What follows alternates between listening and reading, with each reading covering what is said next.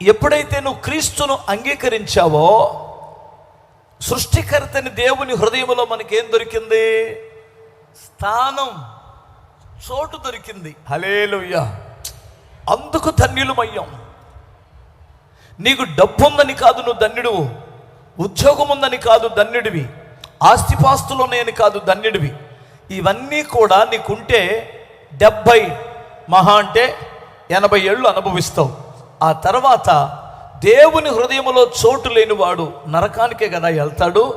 ఇప్పుడు నీ ధన్యత ఏమిటంటే ఇహమందు పరమందు, ఇహమందు పరమందు రెండు పక్కల నువ్వు సమృద్ధి, జీవము, సమాధానము, శాంతిని, ఆశీర్వాదము, ఒక బాధ్యత గల దేవుడు ఆయన బాధ్యత వహిస్తున్నాడు అంటే ఆయన హృదయంలో నీకు స్థానము దొరికింది.